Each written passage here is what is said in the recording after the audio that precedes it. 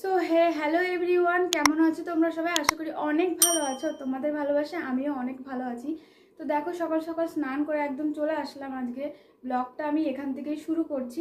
আর সারাদিন কি করি না করি সেগুলোই তোমাদের সাথে শেয়ার করব। আশা করি প্রথম থেকে শেষ পর্যন্ত দেখার অনুরোধ রইল তোমাদের কাছে। আর এই যে দেখো, ঘুম থেকে উঠে পড়েছি। এখন ঘুম থেকে উঠেছি 8টার সময়, কারণ কালকে সবাই ছিল তো তো একসাথে গল্প টল্প করতে করতে না ঘুমাতে লেট হয়ে গেছিলো, তো সেই কারণে। তো এই যে এখন চলে যাব একটু পুজো দিতে, তো পুজো দিয়ে নিই, তারপর দেখা যাবে।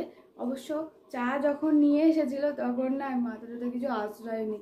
এখন আজকে তোমাদের সামনে ইন্ট্রো দিতে এসেছি। সকাল সকাল খেপির মতন ছিল এই কারণে। তারপর আজকে সারাদিন কি রান্না করি না করি সেগুলো তোমাদের সাথে শেয়ার করব। কাজকর্ম কি করছি না করছি সেগুলো শেয়ার করতে না পারলেও কি রান্না বান্না করছি সেগুলো অবশ্যই শেয়ার করব। তো দেখতে থাকো, সাথে থাকো গাইস। তোমাদের সাথে একটা কথা শেয়ার করব। তোমাদের কার কার পুজোয় কেনাকাটা হয়েছে অবশ্যই কিন্তু জানাবে কমেন্ট বক্সে। তো কেনাকাটা কি করলে, কি মানে কেনাকাটা হয়ে গেছে নাকি সেগুলো কিন্তু অবশ্যই জানাবে। আমারও হয়ে গেছে। তো একদিন ঠিক শেয়ার করব, পুজোর আগে শেয়ার করব। এখন আর শেয়ার করার মতো পরিস্থিতি নেই, শাড়ি বাড়িতে নেই, এর জন্য আর কি করতে পারবো না। তো তোমাদের কার কার কেনাকাটা হয়ে গেছে সেগুলো অবশ্যই শেয়ার করো। আর মহালয়া কালকে কেমন কে কাটাবে সেটাও অবশ্যই বলো। মহালয়াটা কেমন কাটিয়েছো সেটাও অবশ্যই বলো। তো গাইস,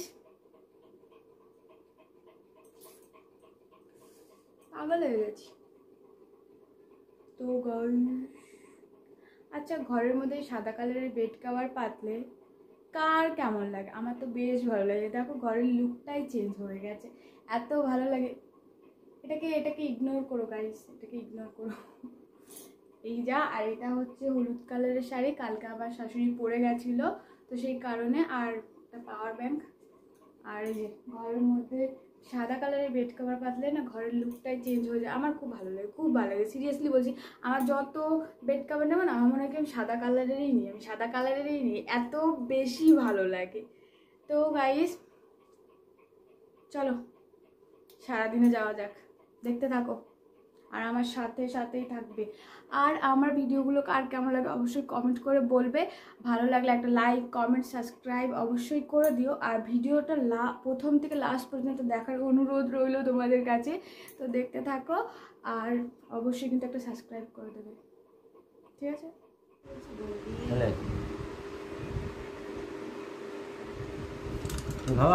তো বিস্কুট নিয়ে বসে তুমি খাওয়া।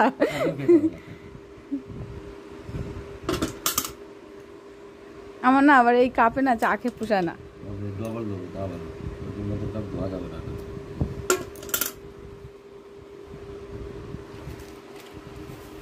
এগুলো কি ফেললো? আলদা। হাই কর। কে? কি কালে? আমি কাজে যাইনি, ফোন কর। বলে কাজে যাইনি, কিসে আসবে? সো গাইস, সবাই মিলে খুব আনন্দ করে চা বিস্কিট খেলাম, সবাই মিলে খুব ভালো লাগলো। আর এই যে দেখো, ঘর গোছাতে চলে এসেছি, আর ঘর তো গোছানো হয়ে গেছে। তো সাদা কালারের বেড কভার মানে দিয়ে কেমন লাগছে অবশ্যই বলো। তারপর চলে আসলাম একদম রান্নাবান্নার দিকে, কারণ আজকে অনেক অতিথি আসবে, তো রান্নাবান্না তো করতেই হবে। ওরা দুজন তো ছিলই, তার সাথে আরও দুজন আসবে, মামা মামি আসা বাকি রয়েছে, তো সেই কারণে। আর এই যে এখানে মাছগুলো ভেজে নিচ্ছি, এখানে হচ্ছে রুই মাছ, তো সেগুলোই ভেজে নিচ্ছি। আর অল্প কটাই দিলাম, কেননা যদি ভেঙে যায় তাই আর কি, অল্প করেই দিলাম, পরে দেখা যাবে যে পরে যেমন ধরে আর কি। তারপর এই যে দেখো, ভাতগুলো ভাত হয়ে গেছে আর কি, ভাতটা ঠাম্মা রান্না করেছিল, তো তো ভাতটা আগেই হয়ে গেছে। আর আমি এখন টুকটুক করে এই তরকারিগুলোই রান্না করব। দেখো, দেখতে দেখতে মাছটাও আমার ভাজা হয়ে গেছে। এবার এই যে আলু আর উচ্ছে ভেজে নিচ্ছি। আর আজকের রান্না হবে তোমার মাছ দিয়ে আলু দিয়ে ঝোল, কাটা মাছ মানে রুই মাছ।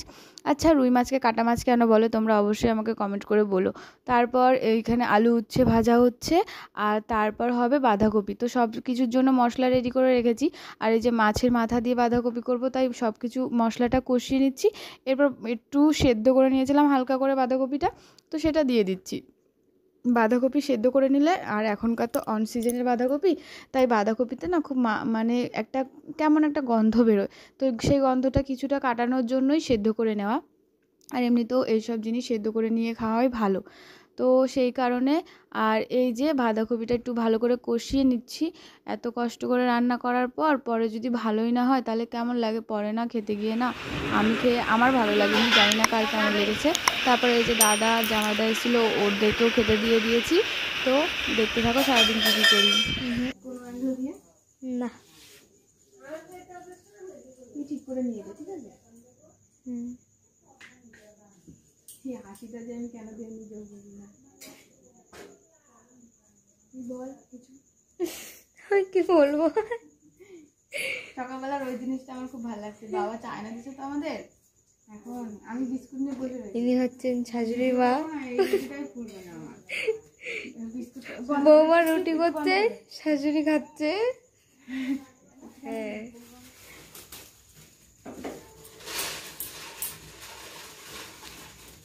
তোকেও নে, এমন করে ক্যামেরাটা ধর, বন্ধ করে দেখ।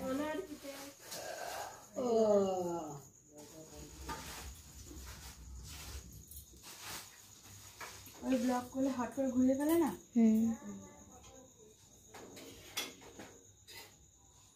আমি এটা খেয়াল করে দিই। হ্যালো গাইস, আমি হচ্ছি বৌদির বোন, ননদ।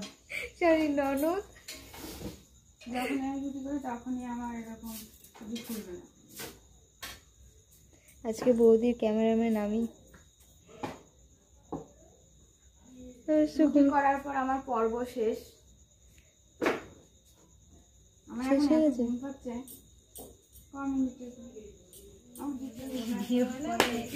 বৌদি খারাপ দেখায় না তো, ওরকম ভিডিও আমি করি না মা, তোমার পা দুটো সরাও।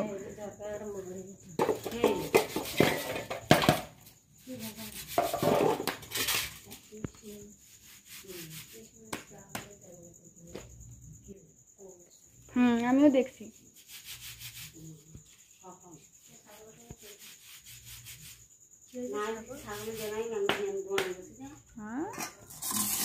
তুলতে গেছি আমি,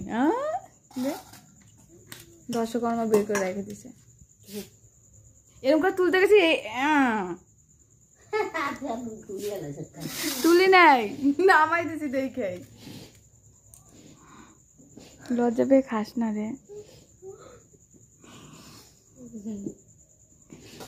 ও ক্যামেরার সামনে লজ্জা পাই, গাইস আমি পাই না।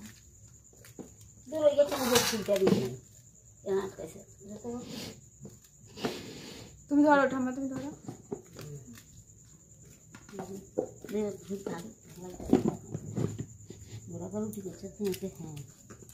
তারপরে এখনই ডাইরেক্ট করলো মুড়িটা না দিলেই কইতে রুটিতে, মুড়িটা না যদি দিতাম ওই মুহূর্তে তাহলে কইতে রুটিতে।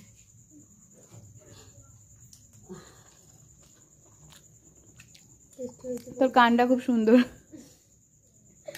তুই তোর কানই তো দেখাচ্ছিস। বৌদি রান্না খুব টেস্ট হচ্ছে, বৌদি না পিসি। ওটা আমি রান্না করেছি, তুই যেটা খাচ্ছিস। হ্যাঁ